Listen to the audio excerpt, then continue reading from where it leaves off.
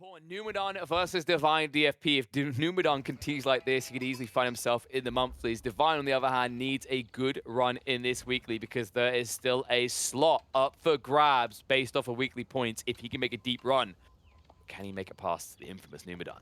Let's find out.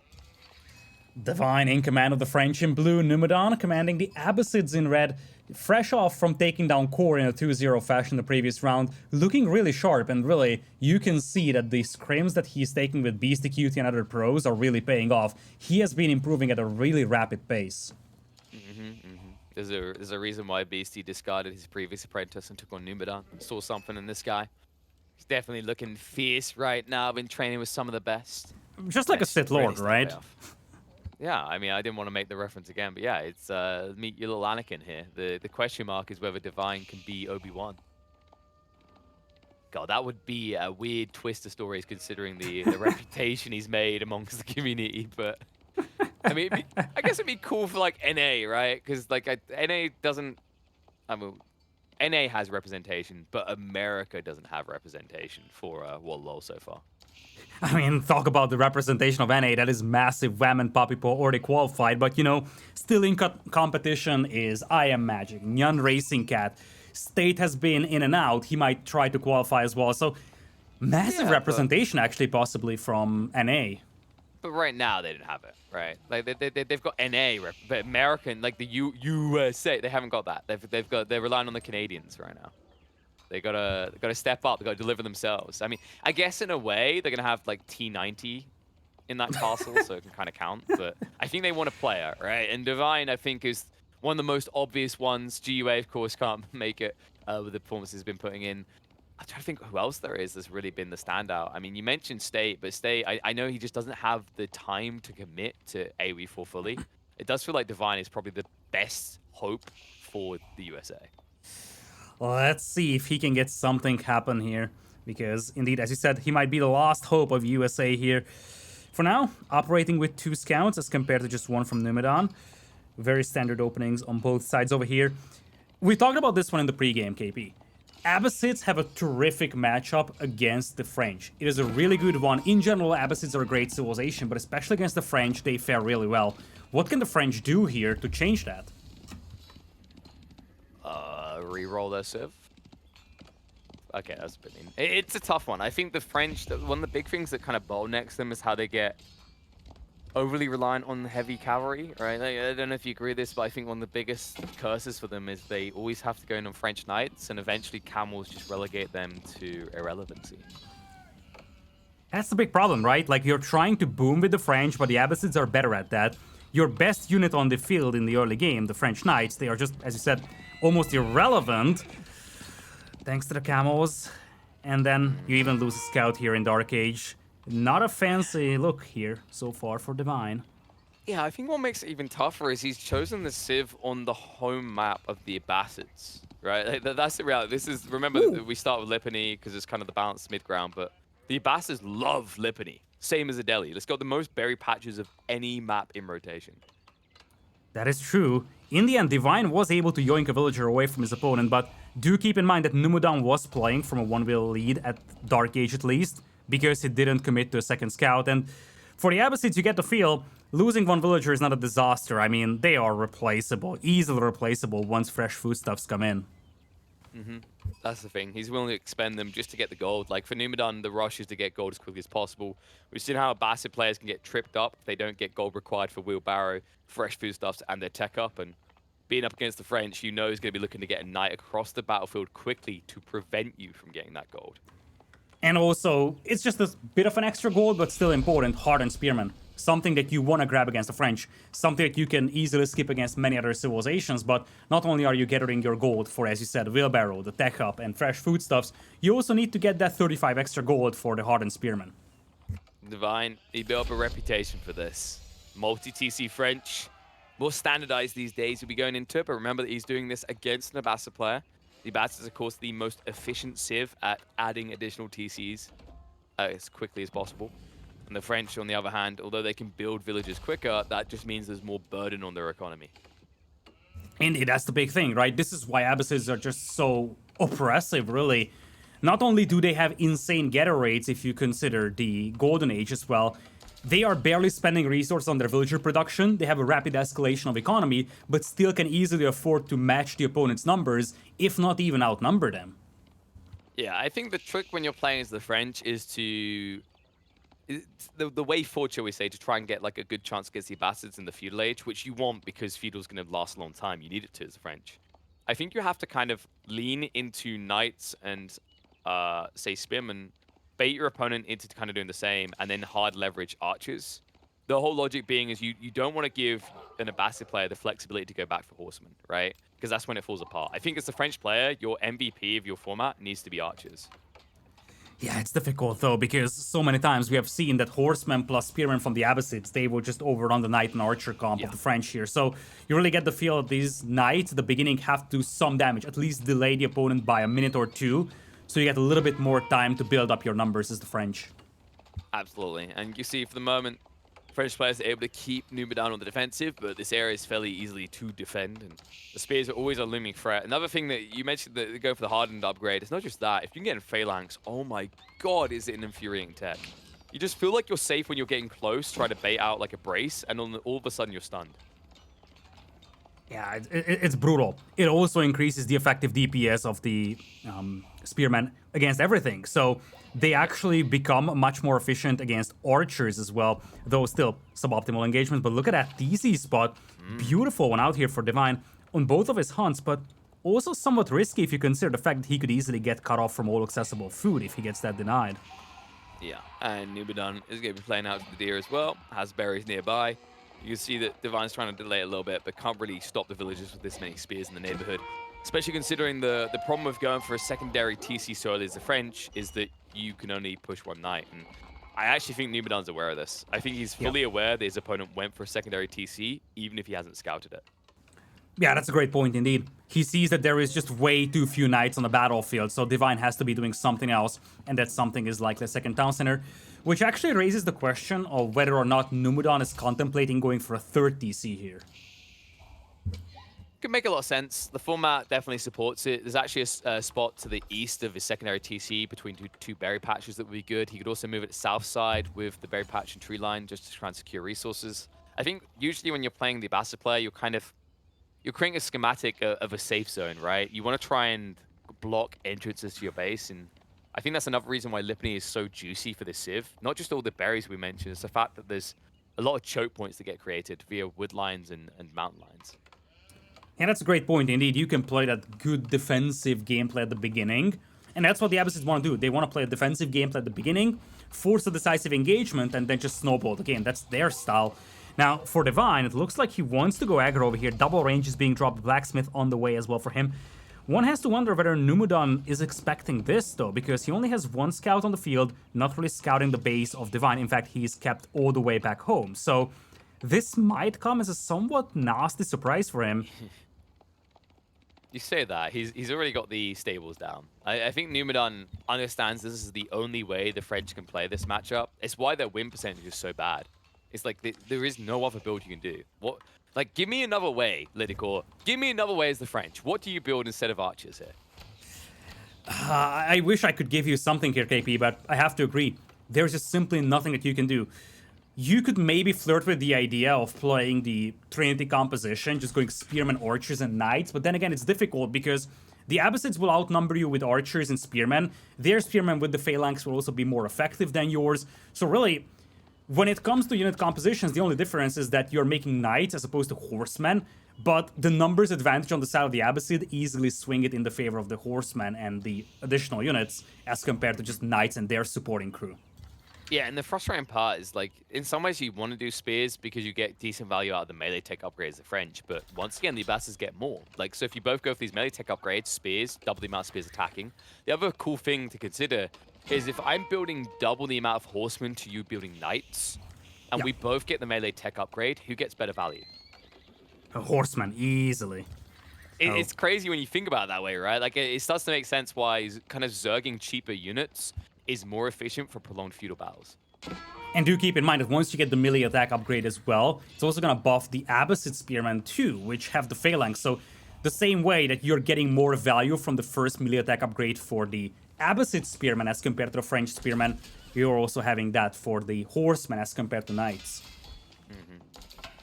It's a rough one. I think someone's going to have to like change the way French players match up, but the problem is just your options were limited. I think something that a lot of people can kind of agree with right now is the Abbasids maybe got a few too many buffs at once, and it put them from kind of dog tier to god tier in the blink of the eye.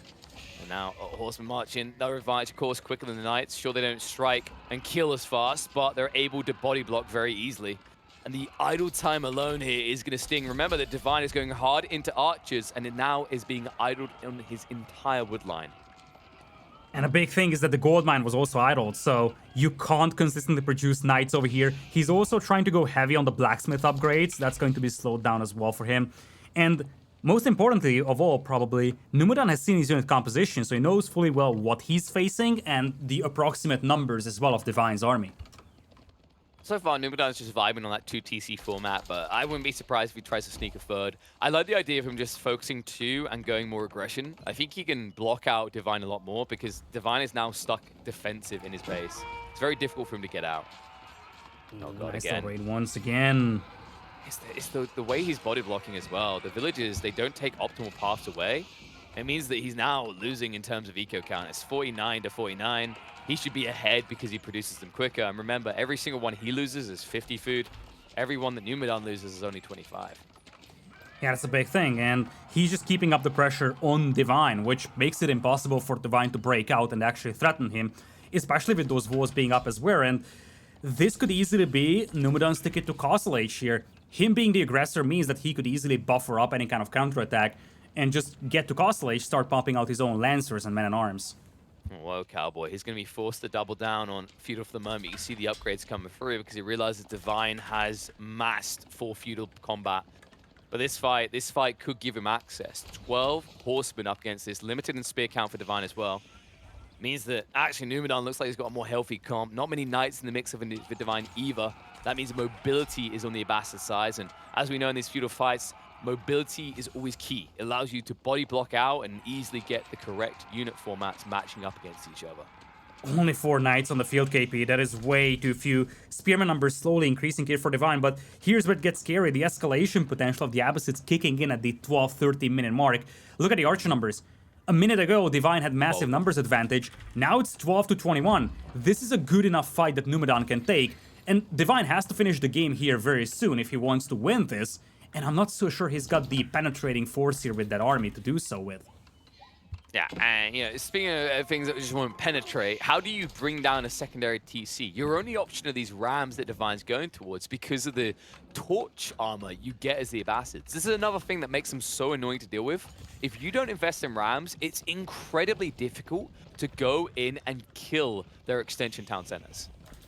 Oh, I love this counterattack here, KP. He realized that there is very few knights in the army of Divine, so he can hold back at home with spears and archers, detach the horsemen, and get a good raid going. And the problem is this can threaten long term, right? Like if you get enough horsemen, that's going to torch down. You need these rams to do business on the other side, and that's why Divine had to commit into them. But that's 500 resources to something that's not actually adding to your ability to fight, only your ability to siege. See the strikes coming out on both sides. Archer counts more or less neck and neck, especially when you can see the TC to assist in the wrapping coming on the backside. Horsemen now coming over the hills. It's a monster in the backstab, but for the moment they'll just bait them away. Spearmen, knights have to react. That means the archers have to retreat, and that does mean that the rams so far have not found their value. Probably never will at this rate. Yeah, I need knights now charging in here. Spearman actually doing a really good job racing here. And now Numudan breaking out of his base here. The moment for fighting has come. What is going on there? That was a little bit of a panic there. The archers hung around a bit too long. Spearmen begin to engage, but the Abbasid spears should reign supreme. Numbers aren't really there for the moment, but the horsemen are still the deal breaker here, leading to the hesitation for Divine. And he's lucky he hasn't lost those rams. You have to remember that these horsemen do get bonus damage against them. Could easily pick them off. Yeah, for the time being, Numudan is holding. His berries are being threatened by this push. In fact, he's getting away with a berry patch to the north that he shouldn't really get away with. But for the time being, he's holding this off. And if you look at the army numbers, now he's got the advantage. This is where it gets scary for the French. Abbasids have reached a point where they can leverage that eco to just plain and simple outnumber you. Oh, and you see the difference in investment. It's another ram coming for Divine. Meanwhile, for a comparative, Numudan's going to add 2 more Spearmen and the Phalanx upgrade. Phalanx upgrade is going to be the deal breaker here. It's now 14 Horsemen, 10 plus Spears. Archibald is bigger. Divine doesn't really lead in any regard other than rams. And I mean, that's not really going to even be the case for long. You can even see Numudan now going for his own. Yeah, that's exactly it. Those rams, they do act as an arrow sponge, something that could absorb some damage out there, but obviously the target is to take down those towers, and once again, Divine getting ready to push. Questionable success can be expected over here, given the fact that he's actually being outnumbered quite massively now. He's just throwing away the rams right now. You can't bait a favorable fight off of that engagement. You need to wrap around. He needs more outposts. That's why the ram came out from Numudan, by the way. But this right now is getting uncomfortable. Horseman did garrison inside to pepper with arrows. Archers continue to chase. For the moment, Divine way to stabilize in this area. But you have to remember, Numudan is 9 villages ahead still. Military lead continues to extend. That's the big thing, right? He just wants to clean up these towers. Denied his forward from the Divine. That commitment.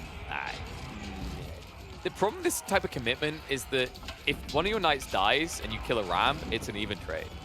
It doesn't feel good. And it's not even going to be an even trade. This might end up just being a rout. Horsemen, Zergon in, only 7 left, but plenty of spearmen add their damage in. Front lines more or less gone on both sides. Behind this, the Archibald is bigger for Numudan. Divine did peel back his knights to try and use them after the fact. But it feels like they might have limited impact considering a second wave of spears is waiting in reserve for Numudan. This is actually pretty scary right now for Numudan. He doesn't really have the spears to stop those knights with, but many of those knights being battered, these won't be able to do that much here for Divine. And keep in mind that these units, the units that Divine is losing, are much pricier than the ones being killed from Numudan. So every single knight being lost is just tremendous value. The problem here for Divine, plain and simple, is that he needs to push, but he's taking inefficient trades here when it comes to the army value lost as compared to army value destroyed. That's the deceptive part about the number of exchanges. And also, I just keep looking at these rams, and all I can see is like minus 250 resources. That's all I see when I look at them. They haven't done anything, really, at all. And now they're kind of forcing Divine to do something. And every time he comes this far out, we can see that's where the fights start to go bad. The pinch comes in, the spin with the Phalanx able to pinch a few knights. Archibald still retreating away. And once again, momentum a little bit on Numudan's side. However, that fortified outpost is proving to be his undoing here, always pushing him back. Yeah, Divine is holding this forward position quite effectively here, and he's slowly increasing his archer numbers. Oh, Numudan, he's being greedy. He's running out of food. That's why he has to actually fight tooth and nail for this area. The knight count is what's going to be key for Divine if he can get enough of them out in the next 2 or 3 minutes. For the moment, it's a strong number. The issue is the Archibald that Numudan cannot get through quick enough here, and it looks like he's going to have to retreat away from his secondary TC. Dangerous time now for the Abbasids. Yeah, this is getting scary out here, and it's all about that food denial. Numudan, on paper, has 2,000 food per minute, but it's not really showing on the battlefield, and the problem is that his army is mostly archers. Those struggle to deal with the knights, but he simply can't get enough horsemen to just pick off the enemy archers with them. Swing horseman. There it is. That's the value he's waiting for. He gets rid of the rams. This is very important. This is going to stabilize him. We notice there's a farm transition on the backside. So Numudan, that's why the food numbers are looking a little bit dicey, but should be escalating. Divine hasn't made that same transition, so he needs to get impact here. He needs to get rid of this TC. You can see Numudan willing to commit to get rid of it. Final ram is going to be going down. Another one being built up behind this by Divine on the front line. But it means his spearmen are not defending against these horses. A lot of archers are going down in the exchanges, but the knight numbers are the more concerning factor. Divine almost now up in double digits. Yeah, that's the problem, right? Knight numbers are escalating, and you see one spearman on the field here for Numudan. Most of his army is just archers. He's going to struggle dealing with that many knights out there. Now expansion TC going down here and looking better and better for Divine now with those knights still dominating the battlefield, KP. Yeah, the eco count looks good for Numudan, but it's the military force that's lacking. Only 3 spearmen. The Archibald was never truly answered, and that means the knights get to have their fun because there's not enough spears ever to counter this. Floodfruit could be lethal here. Not really a wall in of any successful level from Numudan, so plenty of access for Divine wherever he wants to go. And with the ramp still alive, he can easily start to just torch his way through the infrastructure here and slow down any ability to get those spears out. Numudan struggling for food over here. He's floating a lot of gold. He might have been flirting with the idea of going into Castle Age here, but he caught in between two things here. Not enough army to hold this off, and we talked about this, KP. The Abbasids have to take a decisive engagement. The problem is that he wasn't able to get one. He took some decent fights, but he never really was able to just shatter the entire army of Divine. The Knights always kept alive, and their numbers now threatening the forces of Numudan. Yeah, my brain always flashes back to that moment in that choke point they kept fighting over where the Horsemen came on the backside, but they didn't commit in. Just kind of felt like Numudan wasn't willing to throw away a few horses to force a fight. I get the hesitation. There were a lot of spears there, but like it didn't feel as if he was taking any good flank attacks through that entire engagement. I think that's why Divine came out so far ahead in the end, is he kept falling back, and eventually Numudan kept fighting into double outposts, which is just very detrimental to the long-term success. And now House is being taken down here, forcing Numudan to replace them elsewhere. Otherwise, he's gonna get housed. And look at that, 60 Knights now on the field. Numudan is just trying to buy himself time to take one decisive fight over here once again. Horseman and Spearman numbers looking better and better. Can he take a good engagement here, KP? That's the question. It just feels like if he waited and originally, like, sacrificed the arm, saved the body with this escalating military count he could have achieved, then maybe. Right now, it's dubious at best to try and get yourself out of this hole. 22 spears is your best bet. Archibald has remasked, though, for Divine, and that's the concern in detail to me. There's plenty more archers on their way to the front line, with just enough Knights to be able to hold in these choke points as well. And the Rams that are slowly getting through your infrastructure, it feels like Numudan is going to be forced to go. Wrap around the backside, Horseman going in. Night Clash is going to come out. Archer's trying to step back. The spears are going to make him hesitate here, but the wall, the surround. Divine has to take the fight. Spearmen are going to start engaging here. Knight count is looking good to hold, though. However, the second wave of archers needs to arrive for Divine before the first gets wiped out. Spearman count still holding, and Numudan looking like he might be able to take this fight, but that second surge of Knights will do the business. Divine will take it. GG called. Game 1 goes to Divine. What a game here from Divine. A very difficult Civilization matchup to play, and this is a matchup that the Abbasids usually win. 70-80% of the games in this matchup are being won by the Abbasids, but what Divine did so masterfully, as you said, is set up that forward, the 2 outposts with the arrow slits, one of them also being fortified, and the fact that he was able to keep the Knights alive after every single engagement. It took him so much time to build up the Knight numbers that he has had in the end here, but being able to keep all of those alive all across the game helped him take victory after victory in these small engagements and ultimately seal the deal. Yeah, it kind of felt like Divine managed to bait Numudan to tunnel vision him into protect that TC, right? To the benefit of Divine long term. You have to remember that by funneling all the attention there, what he essentially achieved, he didn't just stop any raids onto his pocket ecos, which a French player wants for free as much as he can get. It's also the fact that Numudan wasn't using the mobility of his army to great effect. He was just bogged down in the choke point. I think that's what was so brilliantly done by Divine, and that's why he takes an early lead in this series. Ooh, baby. Let's see what he can do. So when Numudan wants to make his last stand.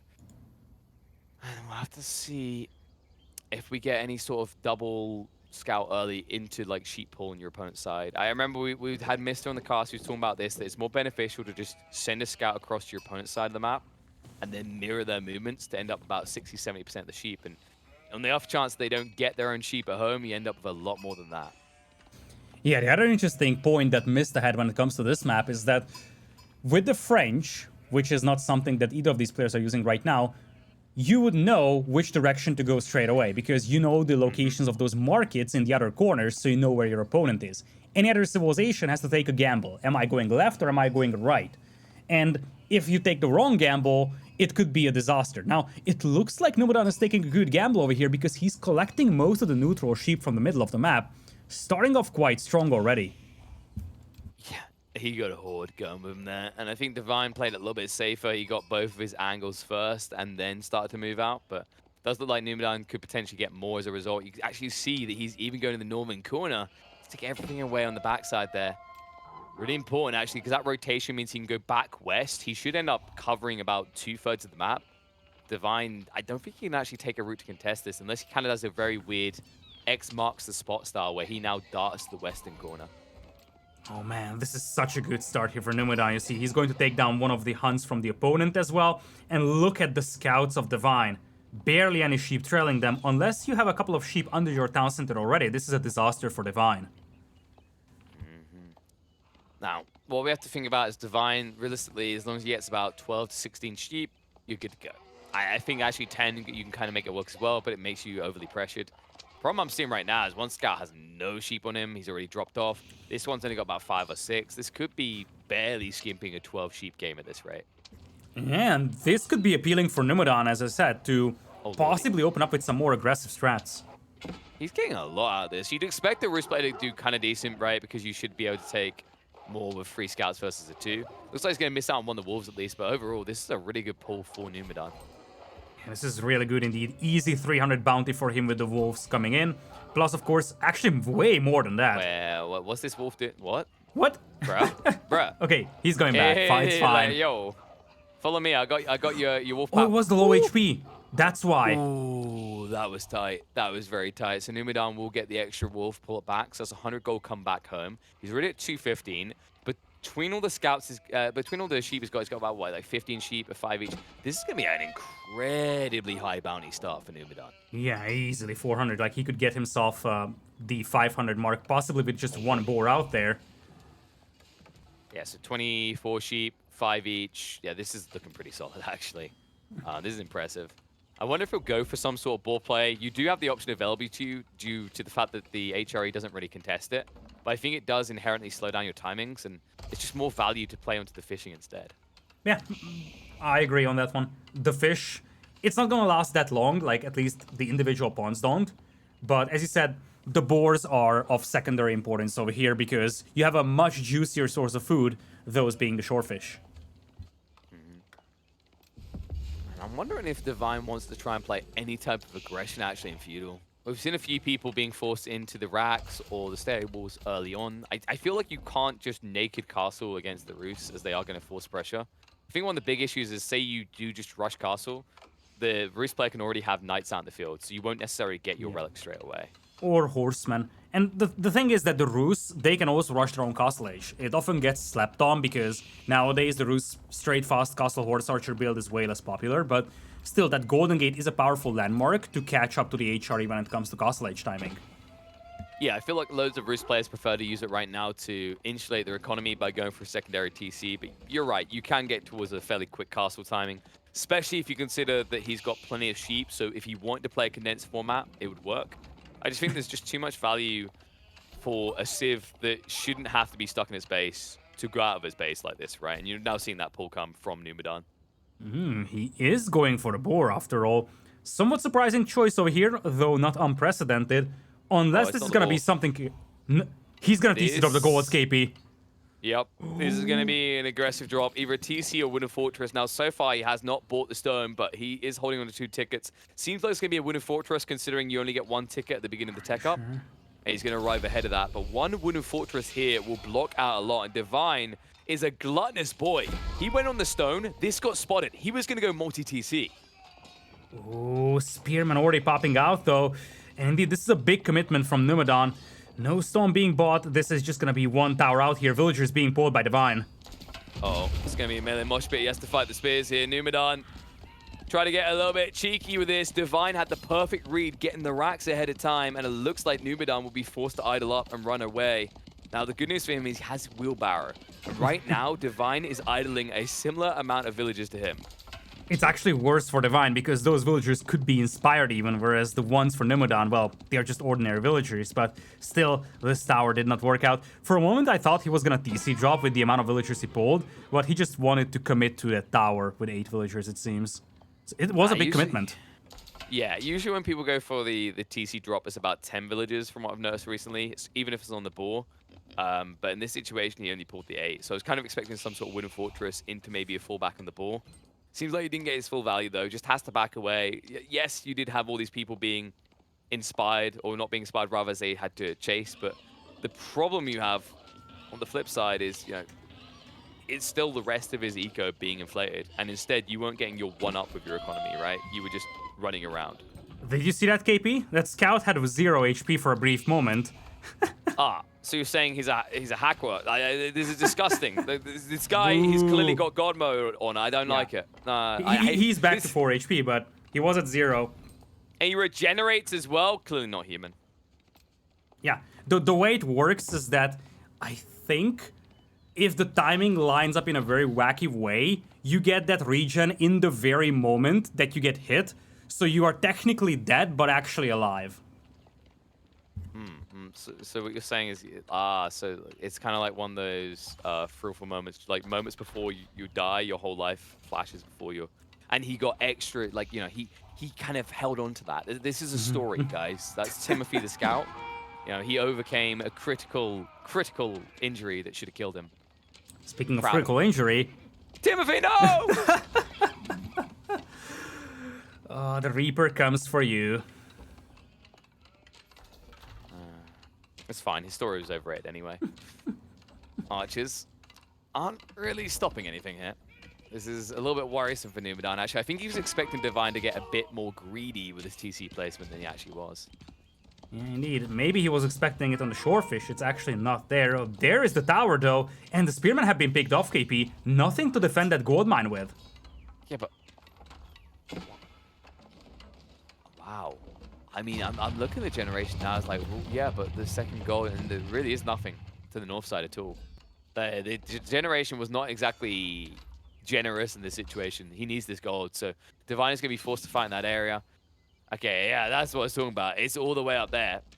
Whereas if you, the crazy part is you can play on the other side. Numudan had flexible options. Both his gold veins were separated, and then he had a third one near the center.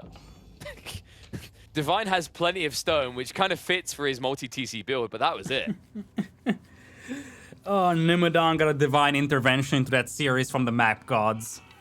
Oof. Needs it being one game down already. And Numudan says, well, time for efficiency. I'm going to take the gold on the front line now that I have access. And there's that castle turret research you were talking about before. +2 damage for each arrow being fired. Ooh, was incomplete. Archers do get a sneak in, and this is painful. I mean, yeah, it's like I'm racking my brain right now trying to figure out like what Divine's purpose with the second TC was other than getting villagers, because he didn't secure his gold. He didn't secure food. I mean, you can say he got the berries, but like, he got the berries, but yeah, this could just be the consequence. This could just be the not? consequence of him missing out on the sheep, and maybe he was expecting knights from Numudan after all, and he just felt it was too risky to build a TC on the fish. But the thing is, with the, okay, so here's the issue with that. With the HRE, this is the best civ at doing loose TCs in the game. The reason is that you have emergency repairs. If someone comes to attack you, you just offset the damage. You can hold a lot longer than other civs. Feels like this is the one civ that you don't necessarily want to be playing condensed with 2 TCs. Because if you're playing condensed, you might as well just be rushing Castle Age. I think he was just scared he wouldn't be able to complete that TC. I think yeah. He knew fully well that he was going to be able to defend it. The bigger question was whether or not he was going to be able to get it up, and I guess he didn't want to take the risk. Secure the berries, which is nice and safe, but he forfeits the gold, and given how fast he's gathering from those berries as well, and given how little sheep he has, it's just a temporary solution at best. You gotta believe, Lidakor. You've gotta believe. Maybe we can still believe, because something to consider here is because it's only archers so far for Numudan, when Divine runs out of berries, he will be able to access the fishing. Long term, you can set up a lot of horsemen here if you insulate yourself with stables. Right now, Numudan is a nuisance, but he needs to be more than that. Yeah, you get the feel that Numudan is like that mosquito that's disturbing your work. It's not doing tremendous damage, but it is annoying you, it's slowing you down, it's making you less focused, but there needs to be something done here by Numudan that actually does damage, because it's not like he's progressing towards Castle Age to start yoinking away the relics, but it's also not like he's doing any kind of push here, so he is still going to let Divine reach Castle Age here with 2 TCs in relative peace. And that's why he's going to choose to wall these up. The classic when you're up against the HRE, or if you're up against a Roost player, pretty effective as well. Finally, Divine is going to be moving out onto the fishing now. He's got a decent amount of horsemen out in the field. Keep in mind that Numudan did not go for counter to these horsemen, instead chose to go into the knights. This is going to delay his own castle timing, as he's now pushing pricey 240 resource units. Yeah, it looks like he's just not dropping 2 barracks over here. For the time being, that's going to solve the issue of the HRE horsemen. The bigger problem that you face is that you're up against 2 TCs yourself. In fact, your second TC was delayed compared to the one from Divine. You're being raided, and at the end of the day, you also have the Holy Inspiration to fight against. Yeah, whoopsie daisy. These villagers have nowhere really safe to go. They couldn't run past as many horsemen to actually get out of that jam. Means a few more villages going to be going down, and it means that Divine close to 10 villages ahead now. No real damage done, and it's really frustrating as well because, like, long term, you know this damage could be offset by the HRE. Wouldn't mind seeing Divine get a few extra prelates to try and do that. The problem right now, though, is he still doesn't have access to that gold. Yeah, I'm actually wondering when he's going to pull the trigger on pushing that. I don't think he's going to go Rams over here. It would just take too much time. It's too big of an investment. In fact, he would struggle to get the gold for siege engineering even. So he's going to have to torch that down, or alternatively open up a new front line. And I could possibly see him trying to go aggro and contest the TC that Numudan has and just try to drag this feudal age out as it is. Hold up. Numudan's going for the free TC. Isn't this... This is basically the Marine Lord build we saw last week. I mean, do you have a better choice here if you're Numudan? You can't really rush Castle Age, you're nowhere close to it. That's true. You can't really push your opponent's base and you are down in eco. Yeah, I think Marine Lord was playing the French in that game, if I recall correctly. But like the concept is the same, right? You go for the ball first, and then you insulate yourself from the fish now that you've got a full base. And you can see he's spamming the racks the same way that we saw out of Emerald on that weekend. It's pretty effective. It's going to give him a really strong timing around 20 minutes to try and blow into Divine's base. It's now important that Divine keeps pushing troops. Like, he can't slow down. He can't think about Castle Age. He needs to win a fight in the center before he can unlock Castle. He's not thinking about Castle Age, or at least not right now. He's mining stone like a madman. Numudan is not the only player who's gonna be rocking with 3 TCs. Divine is about to drop his own. And the location he's going to get access to is important here. He can drop it on the gold. That'll keep Numudan out for a while. Numudan, who isn't ready to siege in with Rams just yet, so won't be able to breach. And even if he had Rams, you have to remember you're against the HRE, so don't exactly quickly delete those extension TCs. Exactly, actually goes for a tower first. He should cancel and drop the TC, because now it's getting weird that he's mining a lot of stone. Look at that. Is Divine... There's no way he's thinking this, right? Like, Castle Age into Keep Drop, that... I feel that's a very effective way to lose the game. It's such a tight timing. Kind of feels suicidal, and like, why do you even start mining stone right now? You first have to make it to Castle Age. Okay, there we go. He just sold. Did he sell it or did he use it? I don't see another he sold TC. it. Okay. Or wait, no.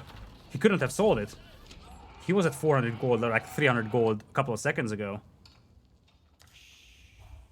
What? Did he... There's no other TC. Huh? He must have sold it. Maybe he just bought the food quickly.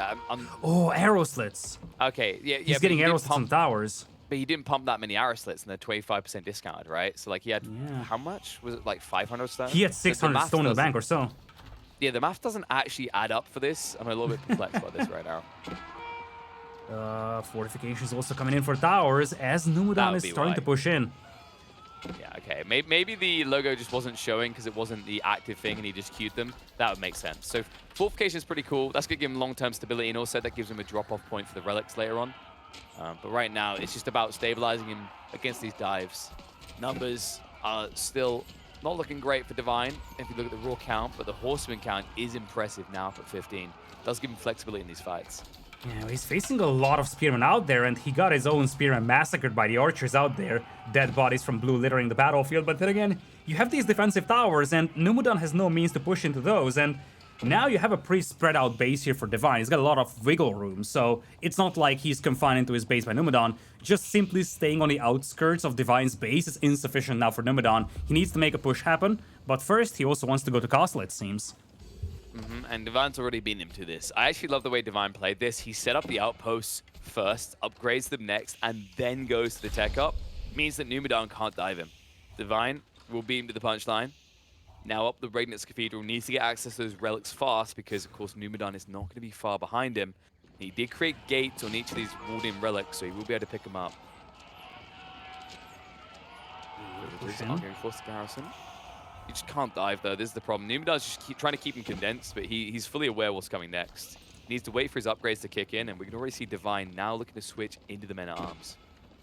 Yeah, Divine is down by 40 Nico, though, so those archers, those night charges, they did some damage over here, but obviously that is probably just sufficient to offset the eco difference provided by the prelates. So the two ecos are still relatively head-to-head, and as you said, Divine beat him to the punchline, getting up to Castle Age first, securing the first couple of relics by taking down those walls. problem is for Divine is that he's gonna go men-at-arms in a game where Numudan is prepping crossbows already. Knights, yet. Oh no, he's not reacting quick enough this. Several villagers going to be going down. That just extends the lead that Numudan's been building up now, over 20 villages ahead. You have to remember, he is building his own warrior monk, so he'll be able to go out and pick up those relics as well. So you can't necessarily argue that Divine will cover this off of relics alone. Yeah, that's the big thing, right? And Numudan is escalating really fast. He's got 3 TCs working, so that villager gap is just going to keep widening. Divine needs to switch the script somewhere.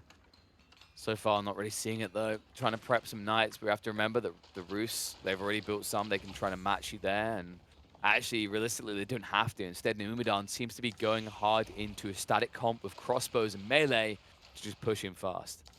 Yeah, he's realizing that he can't really push into those towers, so the best thing that he could possibly do is just start trapping those down and then force Divine to move out of his base.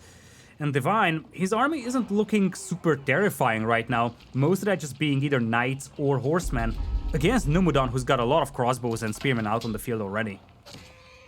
Yeah, Numudan's goal is just to park himself here in the center. Wouldn't be surprised if he considers going for the stone, just to grab a keep, and then drop it near that TC. From there, it should be a push-in. It's going to force Divine to react very quickly at this rate. And already, things are getting frustrating for him as we're starting to see these relics being picked up and taken away from him. He's marching north now, but even then, this is a relic that Numudan can consistently contest. Yeah, that's the big thing, right? You just want to delay those relics as much as possible because you already have a massive eco, and look at that! Well, Divine will be paying attention, so he'll be able to back away, but Knights are going to try to trade out somewhat, start stepping back. We have to remember reinforcements are going to be coming up here soon as well, as Divine doesn't actually offer up any threat in the center as it stands. Yeah, that's the big problem for Divine right now. Like, you see, he's got one relic banged in here, but he needs those relics to offset the villager difference between the two players, and he just simply doesn't have them. Now facing a lot of spears, simply unable to take the fight with the horsemen. Spears showing up. Warrior Monk got a little bit greedy there. Interesting choice coming out of Numudan. I'm not sure why he walked out that early. I guess it baited a bad fight for Divine, but does just mean you're delayed in taking that away, and it means that you might be exposed in the center now. Reaction coming out. Divine sees the opportunity to go in with the melee mosh pit. Limited troops try and hold this area. Numudan now with slow-moving trebuchets that make it difficult to retreat offers up an opportunity for Divine. Yeah, nice micro with the crossbows though, picking off those heavy cavalry units. Still some archers on the field as well, focusing down the spearmen, and this is a fight that Divine, he can't be disappointed about, but then again, he probably isn't even happy about this fight. Suboptimal engagement at best. Yeah, he's at least going to have a few troops left over to keep poking and prodding away at the back line, but the important detail is the second wave. Horsemen are now arriving, and behind this, Langsneck are also being prepped by Divine. Langsneck that could completely turn the tide of these battles. We've seen how quickly those units can go nuclear and wipe an army. Exactly, but the spearmen making their way to the battlefield as well. Landsknecht is still something that Numudan has no answer to, but for the time being, Divine gets forced back, and this could be easily be a momentum swing. Look at that, 21 army against 56. An opportunity for Numudan to make a push here. Needs to be careful around the lack of vision there in the Stealth Forest. Doesn't want to get ambushed by 5 Langsneck that could easily even up those numbers. It's going to buy some time, and Divine now prepping Holy Inspiration for his military units. This is where things could get interesting with Knights plus Langsneck. The problem is usually you make this comp later on. You start off with Knights, you get into Langsneck by Imperial, and you're usually 2 to 3 relics deep. Instead, Divine still only has 1. Yeah, that's the big thing, and Numudan is the one picking up those relics, also up by almost 30 eco. So eco difference now going to start showing on the battlefield, and as much as the Holy Inspiration from the HRE is meaningful, we cannot forget that the Rus have their means to counter that in their own way with the Saint's Blessing. Yeah, Saint's Blessing isn't too bad, but the problem is the way that these two civs function. Like, herbal medicine is usually something clear in the picture of the HRE, and I think that can make a big difference here. So it's just the fact that you can pump prelates really quick, right? Like, they take, I believe it's 20 seconds, they only cost 100 gold. Meanwhile, these warrior monks, 120 resources, will take 45 seconds each. Yeah, for sure. I mean, it's still definitely better for the HRE. It's just the fact that the Rus at least have some tools to offset that difference, or at least make that smaller as compared to other civs. Gotcha, yeah. It's definitely better than other civ situation, but definitely no denying the fact that the HRE right now could be absurd with the product spam. Of course, The thing that's stopping Divine is the fact that he is now a 0 Relic boy. Needs to rebank it. Not really got the gold to afford the Lanks deck, the Knights, or even the Prelates at this stage. Oh, villagers being slain once again. No What is reaction by Divine. Divine. Sir? He's busy either pairing the TC. He was probably too focused on keeping this alive. I mean, this is the big in the end. Like, it's Divine. So the only way Divine could actually recover this now is if Numudan does with his entire army what Divine just done with his villagers. At which point, 13 Lanksnet could clean house. Yeah, the front line is rather strong. Like, Landsnet are great, but they don't fare that well against mass men-at-arms. They will wipe out the spearmen, but men-at-arms plus crossbows combined should be able to deal with them, at least on paper. It's more about the Knights that can come in on the flank and clean you up, right? And now we're going to see an attempt to clean up here. Lanksnet, what can you do? Not much when the melee line is thin like this. TC goes down. Lanksnet go down. Divine will go down. And it looks like we are going to get a game 3. Indeed, convincing game here from Numudan. Really started strong with all the sheep being gathered, and from that point on, Divine just felt like he was playing catch-up. There were some moments where it felt like he was gonna take over, but then the third TC for Numudan started paying off, and being able to delay or even borderline deny the relics was probably the final nail in the coffin for Divine. And indeed, with this, Numudan evens the score, and we'll be heading to game number 3 to the home map of Divine, that being Altai. And we have to remember Divine threw away his probably strongest choice for Altai. Something that he does a lot is playing the HRE there. Feels like he doesn't play the HRE as often here. Maybe I'm wrong about that, and he has been week after week. We just haven't caught it, but this looked like something a little less prepared. It was almost more reactionary. I think he wanted his secondary TC, but then everything past going out to the Stone Mine was more him being forced to dance to Numudan's tune. And to Numudan's credit, great start on the Gathering of Sheep that forced this kind of transition out of Divine. And also great early pressure that forced him to go for a condensed TC. Number 3 here between Numudan and Divine. Let's get to it. Altai and England are our city on both sides. And we talked a little bit about the idea of Ford Wood spawns. That's what we're going to get treated to on both sides here. Which should make this very interesting. Actually, I expect both players to be more hard invested into longbows because of this specific detail. Yes, indeed. Both players having both of their forests spawn on the front. In fact, credit where it's due, the map-making gods did a really good job with this one. This is probably as close as it gets when it comes to fairness. Yeah, there's not really many details that skew one way or the other, right? Like, gold is probably the only thing. Which can be a big deal, actually. Like, the gold is on the front side for Numudan. Numudan don't really get anything useful spawning behind base. So I think this is another reason why Numudan's going to be forced to go for more early feudal units compared to Divine. Yeah, now that you're saying that, indeed, that's a big concern for him, and it's definitely something that's making his map subpar at best. Especially because he doesn't really have a good backup gold mine. If you take a look, he would have to venture all the way to the far right to get that secondary gold mine. So really, if he gets that gold mine denied, he could be in a bit of a trouble. We'll have to see what he opts to go into. I think something that's cool, actually, is he's gone on the deer straight away. Looks like it from Numudan anyway. I think this is a big deal. This is something that people should be utilizing on Altai. Deer spawns are fairly close to base, and in this matchup, no one's going to rush you. So play this resource, get the superior gathering rates, come back for the sheep later once you're pressured.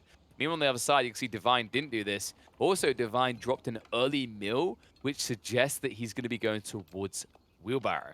Wheelbarrow has become less desirable. I believe we've heard Mrs. words on it, where I love the quote of, what was it? More walking, less working sort of thing. So he just wants to condense, and he doesn't, especially if you are going to go towards farms, which is another reason why most players get Wheelbarrow early on. It feels even less valuable for the English.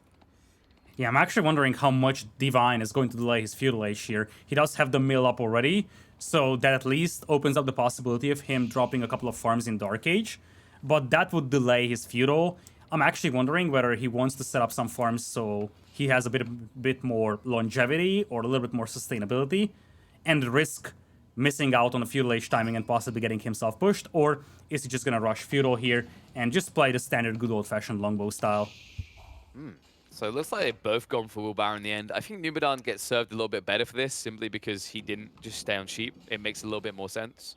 but it does at least mean that Divine isn't going to be incredibly vulnerable to 4 or 5 Lombos showing up before he builds his first. Yeah, that's a good point. But indeed, this is actually a bit of a concern here for Divine that he's not going for the deer because the deer also spawned on the front. So while for Numudan, if he runs out of the deer, he can still fall back to the TC and take the sheep. For Divine, once he runs out of the sheep, he could be in a tough spot, especially if the deer is denied. Yeah, I think that one of the tough parts of when I watched this map as well is as you just saw there, Numudan has made more productive efforts in pushing the deer towards the TC than Divine. It's kind of weird how often players don't do this. For the moment, it makes sense because Divine is gathering sheep, but when he comes back, I guarantee you he's not going to push the deer in. Players just never do. And it kind of makes sense from an I want vision perspective, but at the same time, those gathering rates are just so much better than sheep. Yeah, it's difficult, right? Both players are operating with one scout only, so you don't want to sacrifice that vision, especially because you want to know whether your opponent is going for a second TC style approach or how many longbows you are facing. So as you said, ideally you would push in those deer, but the plain and simple problem here for Divine is that he needs that information. So in a way, it's a luxury for him to push in the deer. And this is what I meant by 4TC. This one is at least condensed, but it's still kind of risky when you put it at 40 your base like this. The risk is that if your opponent gets more Lombos, they show up in your base. Numudan might just lose Lombos as they spawn. Now, it should be difficult though. Like, Divine would have to optimize perfect positioning and line formation to not be struck by the TC, but it's just something to be mindful of when you're in English mirrors, and why most players will just stick the council hall to like the right or left side, not forward. This one is dead. Okay, this one, no, this one is begging to be. This is Divine begging for a loss right now. Like, this type of play, I've watched so many players on Altai specifically lose English mirrors because of this. It's an interesting point indeed, because you have those arguments and counter arguments for this. Usually, you like to place your production buildings on the front, so your units have to walk less. But as you pointed out, especially when you could easily be the one defending, it is very risky to have your production building, especially because, as Wodka is showing us, the longbows will spawn on the front, if I'm not mistaken. So, if Numudan is camping that spot, the moment the unit spawns, a volley comes out from Numudan's longbows and they'll be gone. Now, Numudan is not really rushing that landmark, so he might not put up that much aggression, so Divine could get away with this.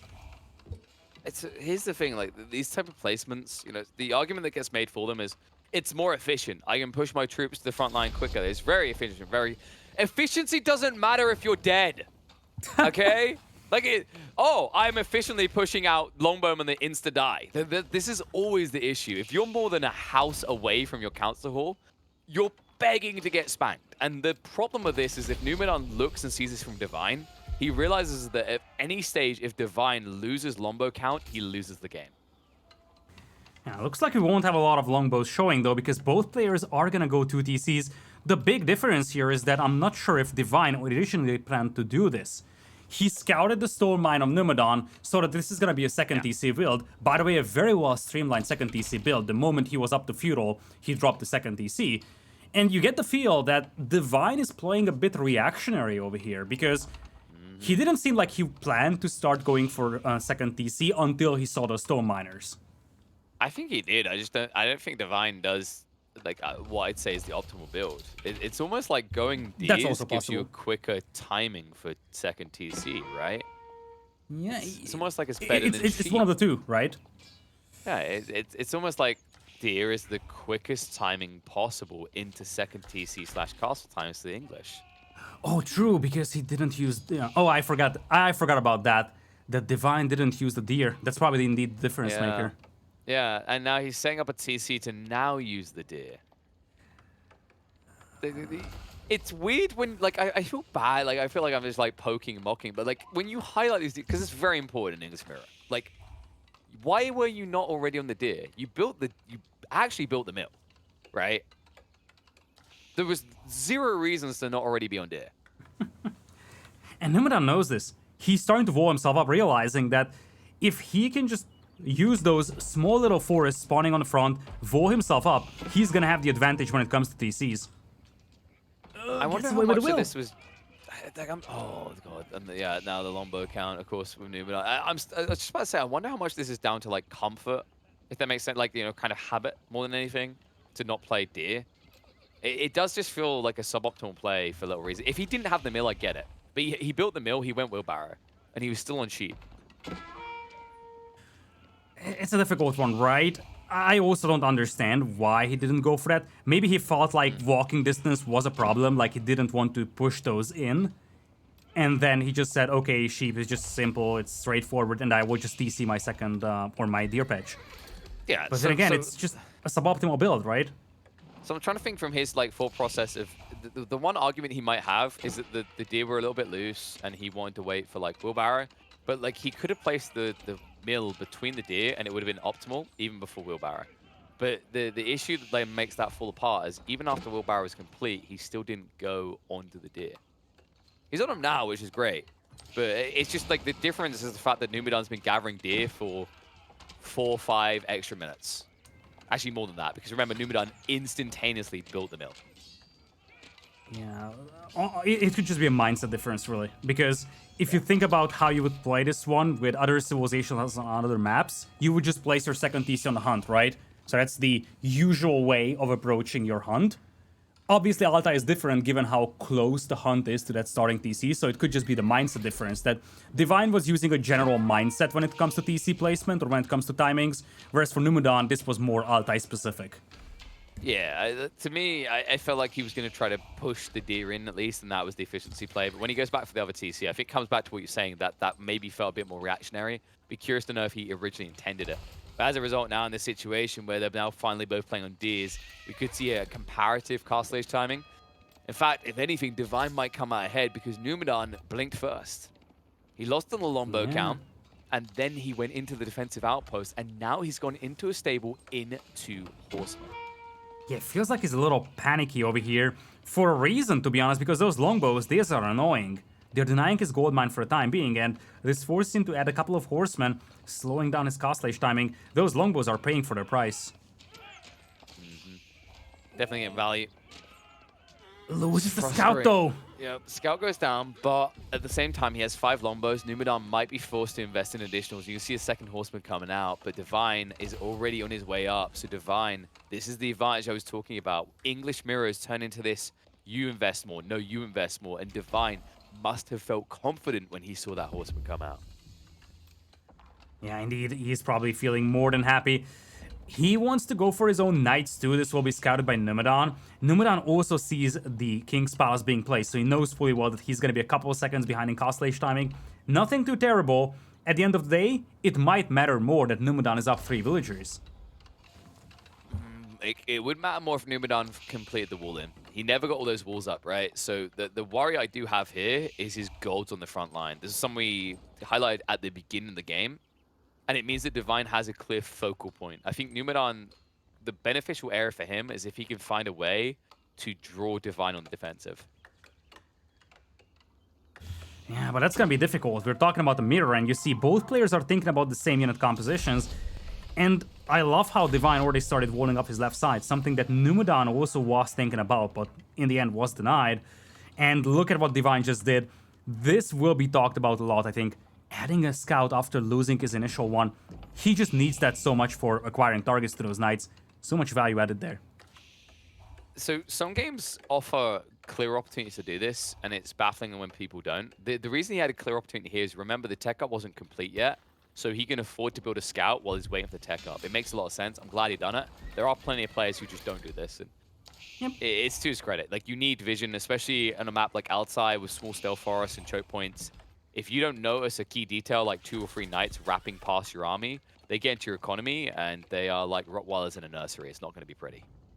Yeah, that's right. Like, it's such a small difference, and this could easily be what distinguishes a defeat from a victory, because at the end of the day, as you said, a couple of knights running into your eco, it's not even the villagers killed, it's the idle time. It's, in a way, once again, who blinks first? Whose farmers will go idle first? Because the moment that happens, you start falling behind in knight numbers and everything just snowballs out of control. Knight count definitely with Divine already, as he had that lead. Numudan might struggle to keep up, which is why he's probably going to have to take a fight a little bit on the defensive here, try to maybe buffer that and move forward as a result of it. But farm transition starting to come out from Divine. Meanwhile, Numudan also setting up his own. Of course, remember both these civs, because they're the same one, can do it incredibly cheap, paying only half the price on the wood investment for farms. And Castle is definitely the point where it starts to pay off. Yeah, it is. That's where you really have to start transitioning to the farming, especially given the fact that both players have now essentially consumed all the hunt they had. So you're gonna have to find alternative sources of food. Ding-ding's gonna give away that there is an army approaching the base, and we'll get eyes on it and see that Divine does still have that knight lead. We'll be able to maintain it. Love the fact that Numudan looks like it's escalating the stable count though, so if he continues on the defense like this, with the attack speed aura there as well, he could take a damn good fight the next minute or two. Yeah, indeed, night numbers are looking good. I would love to see a forward tower come in here for Divine, because you really feel like he can be the aggressor and he wants to be the aggressor. That gold mine being exposed is possibly the biggest vulnerability here for Numudan, and Divine should know that. He's also mining stone though. KP, we could be seeing a keep drop here. It looks like it. In the center, I'd expect it to be as well. That would set him up for a slow push in, would also give him access to the network of Citadel's research, very key thing in these mirror matchups. Difficult to make that transition smoothly as well, but you can see where the sacrifice was made. Divine is a lot more delayed on getting in towards these monasteries. Good news for him, though, is because he has mid-map control right now, Numudan hasn't got much value out of going monasteries quicker. And that's the big thing, and if you think about that, if you want to play the game like Divine is intending to, go for an aggressive keep drop and finish it in Castle Age, those relics are nearly insignificant, so he's willing to forfeit them for simply getting more momentum in the next coming minutes, and then possibly finishing the game prior to the 17-18 minute mark. Knock, Divine wants in. Night count is not in his favor anymore. In fact, there's a risk of going further in Numudan's favor in the next 2 minutes. Spearman also looking like they could be a cool variable here. Not that many longbowmen to deter them. That attack speed or Divine hesitant to engage for good reason. Now, he doesn't need to engage because the other key details that Numudan is running out of gold. We'll have to play on the flanks. And that's why you already see Numudan moving out to wall up on the eastern front and securing himself long-term gold. He's going for a greedy wall though, could easily get himself intercepted, but looks like Divine has no desire to move in that direction. Instead, focusing all his efforts in the middle, now up to almost 600 stone, getting ready for that keep, but Numudan won't let him drop that. No. Instead, they're going to clash for a fight here. Knights will march in. Attack speed aura is going to be there for Divine, but the Spearmen are now arriving. Will pinch the scout and the wraparound coming in. If anything, Numudan needs to block off the longbows, but instead has to back away. Spearman did not last as long as he was hoping. Decent fight coming out. Divine now with a free knight lead. Yeah, that's big. Those longbows, they tanked a lot of damage, and they also had the extra network of Castle's aura, so picking off most of the spearmen out there. And you see, Numudan is trying to play with spears and knights, but you get the feel that right now, the knights and the longbows comp is looking way better and way healthier for Divine. And you see that the gold mine there is also getting close to being exhausted, raising the question of where exactly Numudan is going to get gold from in the next coming minutes. It'll be the east side. That's why that wall went up. He has 2 gold veins over there. There's going to be a lot of idle time moving between them, though, and that's concerning to me because I'm worried that Numudan is going to fall even further behind in the night count than he already is. Yeah, that's the problem, right? Like, it is going to be so much downtime in your gold income, and he's already down by 4 knights. And if we indeed see a keep in the middle, that's going to even out the auras. It's going to be network of costs for both until Divine gets the Citadel's upgrade, from which point on Numudan is going to struggle to take fights no matter what. Yeah, it just feels like Numudan's one step behind right now. This Spearman comp seems like a good idea, but you have to realize unless you're up to 30 plus, it doesn't work. It feels like you need to not fight until both sides are about 50 military, and then you can throw Divine off by bringing out 2 Mangonels, and all of his longbows die, right? In fact, that could be a weakness in this matchup, is that Divine is over-leveraging ranged. The problem is that if there's any Civ that struggles to get into Siege and Castle Age, it is the English. It's difficult, right? Because if you think with Numudan's head, you see so many knights. Sure thing, you see some longbows. You have yet to see the crossbows come out, but would you just risk going for a very pricey Mangonel when most of your opponent's army is knights? It's just so risky. So by the time he realizes that he needs that Mangonel to deal with the archers, it might just be too late. And you see the keep is already coming up for Divine. This is setting up Divine for him to be in a great position. He's gonna have the longbows and crossbows to pick off the infantry and the knights to deal the damage with. Knights gonna charge in. Trying to intercept here. They have to hard commit, and they know it. They're given free access towards the longbow. Spearman look to clean up on the backside as the body blocks come in. Has to commit to the fight. Knows he can't back away, but he does not have the attack speed aura on his side. Numudan Once again, forced to retreat. Once again, taking a bad fight here. Now Divine gaining crucial ground. Yeah, crucial ground indeed gained. Couple of villagers fell here for Divine, falling behind in the villager department, but this is just superficial damage for Divine, because for him, the momentum gained here is much, much more massive. Ready to start taking down those towers, and ready to start working his way towards trebuchets, but opens up a network of citadels as he should. Here comes the keep drop from Numudan. Needs to stabilize. Building up on the side, but if Divine notices this and dives in, he'll be able to intercept. Remember, Numudan already took heavy casualties here. Forward outpost also being built up. Now marches in. Ness, he does indeed see it. Spread of the lines.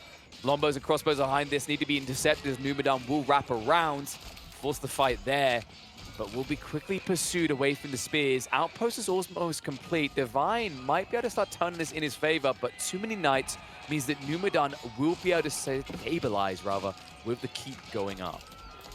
Yeah, trenches being dug over here in the middle, both sides taking some casualties on their sides, and at the end of the day, the army numbers are dead even, 27 to 28.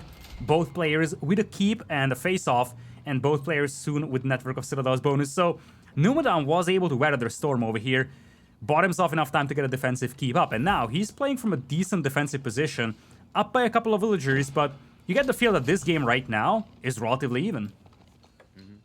So Numudan actually had that siege workshop before the keep was going up. Do you think he intended to build Mangonels?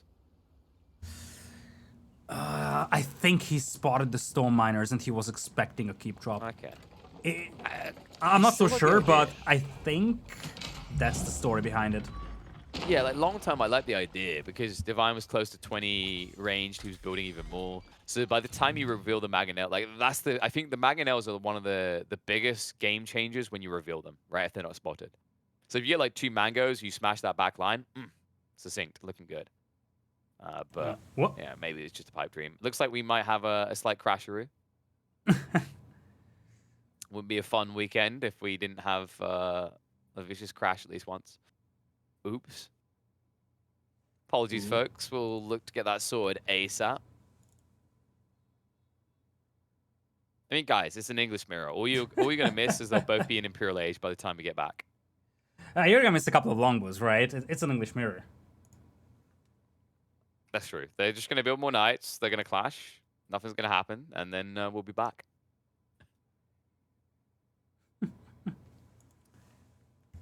Yeah, that game, I mean, honestly, I still think Divine's in a really good position to try and close that out. I think Numudan's issues, like, he took a good fight, but my hesitation to say he's in good shape is that he keeps throwing away troops in suboptimal fashion. His redeeming factor might be that it looks like he's going crossbows. I think crossbows can allow him to more easily take favorable fights. All right, looks like we do have a feed, so okay, we can continue going on.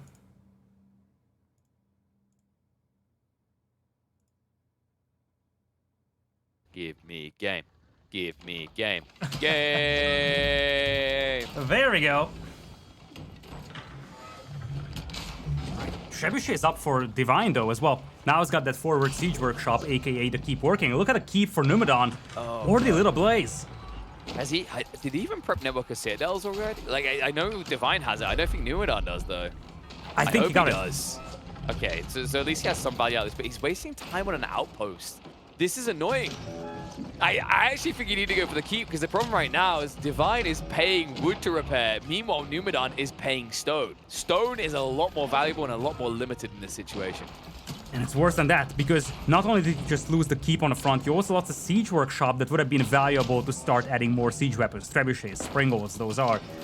So yeah, Numudan losing that defensive position. And keep in mind, Divine still has 80 knights over here.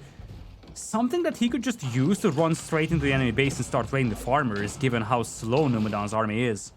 He'd find some easy value as well. Numudan built 4 springles. 4. For what? He'd only seen Trebs. There is a Mangonel hiding as well. There's going to reveal that'll be going down straight away, but still, it just feels like a little bit overkill here. You don't need that many. Yeah, he's going to snipe with trebuchets. Oh, Divine. Why do players do this themselves? They panic, they select everything, they click away. So for those unaware, basically, when you select all the units like that, they formation shuffle, but what ends up happening is some units will just idle on the spot, sort of, more or less, instead of moving away at the pace they would otherwise. That's what happened to Trebuchet there. That's just 750 resources that did not need to die. Oh, sadness indeed. But this is getting dicey for Numudan over here, taking a fight here in the choke point. He's got the aura and Divine doesn't. It's limited frontline melee though, right? That's the difference here. The night count. The night count is the thing to look at, Lidakor. That's what's going to last longer for Divine. Still 10 plus knights. Crossbows are getting through them, but the ranged combat force has been unanswered. 18 crossbows, 14 longbows plowing in. Limited troops to do anything about it. Numudan may need to think about Mangonel just to try and combat this at this rate, because right now, the issue is that the melee mosh pit is coming out as a dub for Divine, especially considering he's got NHS on the front line, courtesy of the monks. And the longbows, they will just pick apart all those crossbows out there. Horsemen slowly being added over here, but those 5 Springles, big investment, but barely any combat value in a fight that essentially features no siege KP. Yeah, I think this was a little bit overambitious. Divine took a good fight, and then he hung around way too long. No attack speed aura, nothing to work for him in that deep dive in the end. Feels kind of weird the way that he's maybe jumped with the gun. But Springle count means that Divine can't rely on anti-clump as an answer. He just needs to get more melee out. It feels like he should have been able to take a clean fight there, but just did not respect how thin his lines were getting. Yeah, Divine lost like 20 knights in the previous engagement, and now he's getting outnumbered here. 64 to 27 is the army count, actually. Momentum swinging in the favor of Numudan. Yeah, but same issue on the other side, right? It's primarily range that's moving in here, so you need to take your time getting through the infrastructure. That's where the trebuchets come into the picture. Something that Numudan needs to be careful of is Divine has access to the south side to try and sneak Springles into snipe here. Hasn't chosen to do it just yet, but if he realizes it, all these trebuchets could disappear quickly. You are saying that, KP, but I mean, if you look at Numudan's position, it's actually way better than we thought. Look at the population. Yeah, it's not just the population, it's the position that he's going to get. It's going to be the keep drop, and after that, he's got enough for a second keep as well. Divine now lacking the trebuchets to deal with this. He got a little bit too gluttonous, and now he's being punished for it. English is one of the best defensive civilizations in the game, and Numudan has been defending the whole game. Slowly paying off. Mangonel's now out there as well. I mean, I feel like Divine rushed this and threw this game away. He had control. He had a good fight. He had a good entry. Now look at Numudan. Numudan's the one with quality, quantity, versatility. He's got Mangonels. His Springles are reigning supreme. Trebuchets are looking good. He's got a front line, a back line. And soon he's going to come in to break Divine's back. This is a complete throwaway. I actually can't believe the way that Divine threw that army in. Maybe he felt like he's gonna have enough momentum to just finish the game right there, but so many knights fell. He went from 20 knights down to 5, the backbone of his army shattered, and from that point on, Numudan is just steamrolling the game here, and now we're looking at very similar unit compositions, but numbers heavily favoring Numudan. I mean, it's a multifaceted issue here, right? That he wielded, so Divine, he took a good fight, then dove too far, and he was diving too far to set up for blitzing into the base with siege, but his trebuchets arrived late. By the time they arrive, his army is gone, and then all of a sudden the trebuchets get killed off by the Springles that so far had no value in this game. Like, it just basically made Numudan's, his army comp went from next to no value to incredible value, and it's all because Divine was out of sync with his timings. Also, like, his production buildings were a lot closer, and that helped a lot with the reinforcing. But speaking of reinforcing, here comes the battle, KP. Numudan ambitious with a keep drop there, but quick to pull back. Short out to join in with the fight. Mangos are going to be exposed, but remember Numudan, he has static defenses and a tech up behind this. Divine needs this fight a lot more than Numudan does. The Mangonels did terrific damage, KP. Longbows masked in the choke point, multiple volleys hit them. The archer numbers of Divine just fell apart, and as he said, there's a tech up behind this one for Numudan. That's what matters, that he's shielding his stack up with this push, and now he's going to have the advantage of Imperial Age. Divine, he's only halfway to what he needs. This could be problematic because Numudan is about to double down. Upgrades coming through, ready to move. Military count actually already neck and neck with Divine. And remember, Divine set up a lot of his infrastructure in the center, so he could quickly lose the ability to reproduce an army. The bigger problem is that there's also another power spike for Numudan. he's going to get enclosures, so his gold income is going to skyrocket in the coming minutes. Looks like Divine, he wants to catch up to Imperial Age himself, but the moment he reaches Imperial, that's the go-to time for Numudan. He's gonna have the techs already researched, whereas Divine won't, and the moment Divine reaches Imperial, that's where Numudan has to go, and that's where he is gonna go. And the case is that Divine in that situation will have to surrender ground, but he has limited ground to surrender. His infrastructure is going to be instantly exposed, and also this Wingard Pass location is fairly far forward. Could actually become the front line before you know it. Take up complete though. Numudan, just waiting on the elite stats to complete, is also now prepping into hand cannoneers. An interesting choice considering he's still up against longbows. Probably feeling confident that Divine doesn't want to push more of them after what happened with the Maga now. It's also the man-at-arms, right? Like, if you individually micro your longbows, you can focus on the hand cannoneers, but you still have a front line to deal with. So he probably just is gambling on the fact to a certain extent that his opponent won't individually micro those longbowmen. And hand cannoneers with a network of citadels aura is a terrific unit. The firepower is immense, just shatters everything that's in path. You can see the focus is different for these two players. Numudan becoming less reliant on the anti-siege. Divine need even more setting up the shutter triggers. Still going hard into the range ball here. Archers as well as crossbows. Now, late game archers are pretty good against the hand cannoneers. The longbows are pretty incredible with the arrow volley and attack speed. But my concern is going to be more in the fact that you're still massing longbows up against men-at-arms and horsemen. Yeah, that's the big thing, right? Clash in the middle. Crossbow stand their ground. Knights just randomly being thrown away for really little in return. Now the pushing will commence. Men-at-arms moving in on top of the crossbows, engaging them so that you can get further and deeper in. Divine, really stabilized at the moment. Shutter trigger's now in the picture, but Numudan is just trying to play catch-up here. Realizes where this might be going. Might need to go back to Mangonels to stabilize and take control of these fights. Yeah, it looks like he's deviating now from the hand cannoneers, realizing that he's facing way too many longbows still. Crossbows will trade evenly, but now look at that. Mangonels being added here by Divine. Or are those just trebuchets shooting at units? They are just trebuchets.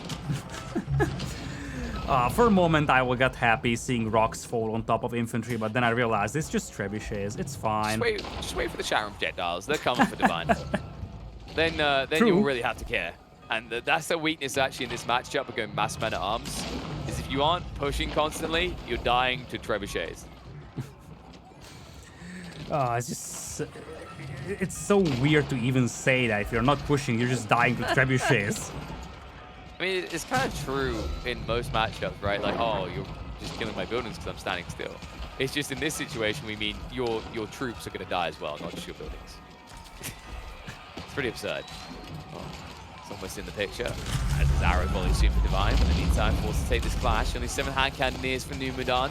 Wrap around front line already gone, and the back line might be exposed quickly here. However, that's true on both sides. Wrap around on the trebuchets, one's going to be brought down. In fact, Numudan can stabilize in the choke point. In fact, he wanted to go for another keep drop, unable to do so while those trebuchets are still up and operable. Yeah, Numudan had population issues. He was 200 out of 200, but not enough army on the battlefield. Has the resources to replenish them, but he just doesn't have the numbers on the battlefield right now, giving a lot of momentum for Divine. The keep, Divine getting even more momentum. Keep soon to fall. Attack speed aura just too damn strong. Doesn't have the stone. Or rather, the villager's using that stone to repair it. He was hoping for another keep instead. Got a little bit too greedy, and now it's going to lose control of this choke point. Flood through at risk here, considering Divine looking a little bit more strong with his comp at the moment. But look at the meat shield. It's gone from Divine, so suddenly he's facing men-at-arms, and that's where problems really start beginning for him. Look at the momentum disappear. He's dropping in army numbers, and now he's struggling to stop the combination of hand cannoneers and men-at-arms. That's the problem. The hand cannoneer count is going up, now up to 12. This has always been the issue. Divine is never accessing that. Surprising that he hasn't gone for a Mangonel still after all this time. Hoping that the shattering projectiles will be good enough, but it feels like he never stands still long enough to utilize that from the trebuchets. Maybe finally he'll have an opportunity to do so. Hope he's going to actually target the range ball. He needs to. He needs to get rid of the hand cannoneers. Ooh, beautiful shot. Need the follow-up one though. Will be a back away. Now the good news, at least for Divine, is neither side have chosen to adopt healing. So that damage is going to be permanent. If only you had the Abbey of Kings, right? I just build monks. Yeah, I thought we'd been able. It's the NHS build. It's quite effective. Speaking of We which, had it at one stage. It was pretty effective for Divine in that push. And it was. Trebuchet shootout now in the field. Not a single springboard from either side.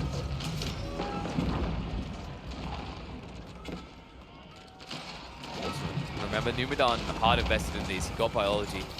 Just feels like he's not pushing enough of them though. There's never enough horsemen on the front line here to actually do anything. And More look at what the longbows are arms. focusing. That's the big thing. Longbows keep focusing the man-at-arms. If you individually target the hand cannoneers with your longbows, you're fine, but they're not doing that. So this combo works really well for Numudan. It's taking very cost-efficient trades. So you're saying they both want us to fall asleep. They don't want to end the game fast. They're like, I quite like hour-long games. Let's keep going. And why not? I mean, this is a decider game between the two, so might as well play it out to the bitter end. This is a decider game between the two. Got it. So I definitely shouldn't target the unit that will win me this game. Let's just make it last another hour. At least the trebuchets are trying to take out the hand cannoneers. In fact, actually, now they're targeting the other trebuchets. So hand cannoneers, once again, just being allowed to do whatever they want. What they want to do is munch through another one of Divine's armies. It looks like we're setting ourselves up for a very long game over here. Divine slowly crawling up once again, but his army numbers, not so promising. 33 only, and most of that is actually trebuchets. His standing army is minimal of size. Much larger numbers out there for Numudan, but he seems to be struggling with production, because look at that. He's stuck at 180 population, despite floating tremendous amounts of resources. Yeah, I think there was discussions about how many series we wanted to cover today, and now, like, just watching a game like this and thinking how late it could go, all I can think is ha ha ha ha ha ha ha ha ha ha ha. You're adorable with how many games you thought we'd cover. Oh yeah, that's true. I mean, this is going to make the life of anyone arranging our schedule a lot harder. It's like, you can plan anything, but then a game like this comes in, and you just have to ditch all those plans. Yeah, I feel like Altai's newer generations lean themselves towards a later timing for English mirrors anyway. It used to be a lot more wood was in the center, and now there's a crap ton more on the flanks. Divine is slowly crawling up though, and limited wood could be a factor soon. You see that Numudan is chopping trees on the front, and Divine is not going to have issues accessing wood. Numudan will. I mean, he can just go east front. He shouldn't be cutting wood here anymore anyway. Flash comes in, hand cannoneers. Once again, just getting the value as everything dies. How do we balance these units, you may ask? Friendly fire. Right, I'm done with my terrible ideas for the moment. Trebuchets are going to move up. Now, if they get an impactful shot here with the shattering projectiles, they could insta wipe Divine's army. Shots coming in. Not bad, not bad. Sim better, sim worse. Oy, oy, oy. You see how ridiculous they can be, though. I mean, it's a little bit RNG, but if you get the right hits, good lord. Damage!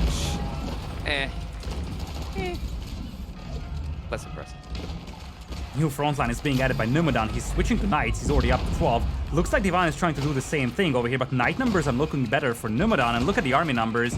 Once again in the favor of Numudan, and he's able to keep those hand cannoners alive. That's the big thing here. He's barely losing the most expensive units of his army. Yeah.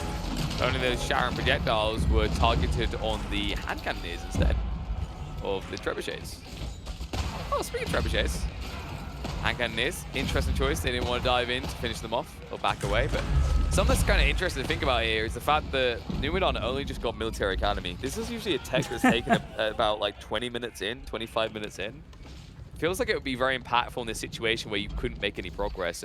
I think Divine still actually doesn't have military academy, which would put him at a big disadvantage in the next few fights. You know what else could put him into disadvantage? Lacking blacksmith upgrades at this point. Look at Numudan's blacksmith upgrades. Okay, he got Not it. a single melee defense. He's lacking range. He's actually lacking ranged attack even. He was fighting with crossbows for so long. That's true. I think it like matters less with hand cannoneers though, right? Like the percentage difference is so small. It's like, eh. So I kind of understand why he doesn't care now, but definitely earlier on. Looks like they do both have military academy, which that's actually surprising to me. Is just how well Numudan held, despite the fact he didn't have the increased production time. Hand cannoneers, party time again. But now they're neck and neck, 17. In fact, now Divine taking the lead in the hand cannoneer count. Trebs can still be the difference maker though. It feels like Divine is slow to react to this shattering projectile damage that keeps coming out. So Numudan is going to be forced to back off again. But he needs to get that Treb count higher. Feels like Divine is leading in that department, just failing to optimize where they're targeting though. The big thing is that Divine is now adding Cannoneers himself. He was possibly leading in those engagements in the middle. He was slowly gaining ground, very slowly he did. But now he's realizing that, okay, if I am slightly winning these engagements, I might as well just go for the same unit composition as you do, knowing that if I'm winning right now, I could possibly just win the game by using the same units that you do. I think Divine intentionally delayed going into hand cannoneers to try and drain the gold on the map first. Yes, you have infinite gold as English, but it can't really maintain infinite hand cannoneer bush. It's too pricey. Flash coming out though. The Horseman count starting to look damn good for Divine. Just frontline units biology to hold longer. Keep in mind Divine is not at full swing power yet. He's still waiting on chemistry to come through, something that Numudan has had for a while, which is why for the moment he's still taking these fights favorably. And now, a big deal here.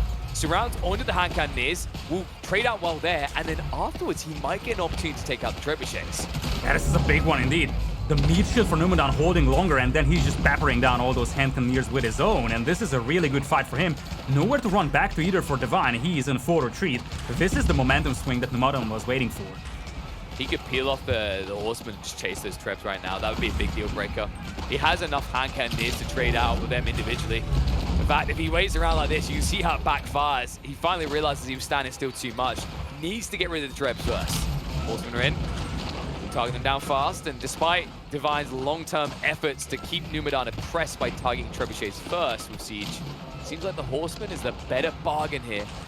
They are still extracting value there. Only one trebuchet left for Divine. Numudan now up to 3, and at risk of flooding through Divine. His military count is below 20. Meanwhile, Numudan, 75 military pop cap. And the momentum is there. You mentioned the infrastructure in the middle. Look at the production buildings that Divine has in there. Could easily lose even the production there. He's struggling with resources, struggling big time with population, but most importantly, he could be struggling with map control very soon, losing all those key production buildings. 76 army against 20. There might not be a way back here for Divine. It's the wood, Lidakor. Despite the fact it says 1,000 wood a minute, it feels like he's expending more than that. He can't keep up. Longbows, horsemen, not to mention more infrastructure that needs to be rebuilt. This is what's stinging him right now, and it looks like it's just inevitable for Numudan to take this one. Doubling up in the pop cap, healthy in every single type of resource. Meanwhile, Divine is now hemorrhaging in multiples. And the thing is that Numudan has a follow-up to this one, but he won't need it.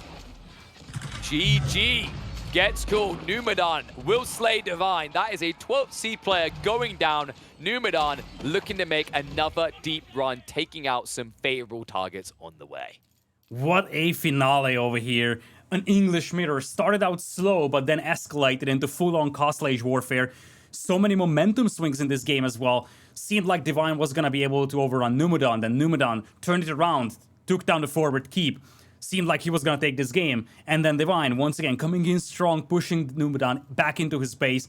A lot of swings in this one. Ultimately, Numudan takes this set, and with that, moves on to the next round as well, seriously putting himself on the list of contenders for one of the spots of Road to Red, or not just Road to Red Bull Wololo, but the actual Red Bull Wololo Legacy LAN. I'm gonna call it now. I think Numudan's gonna make day 2. Ooh, interesting point. Like, hey, you think about it for a second. Like, yeah, I was wondering if you like slap me around the face and go, no, not possible. I can genuinely see it. I think he's playing well enough to make day 2, as long as there's not a big demon in his way. I just need to check the pools to see who he's up against in this one. I think he got pool 5. So he just took out Divine, which is one of the favorite ones. Okay, yeah, nah, okay, so this is the big boy one. He has the Muslim to face off against.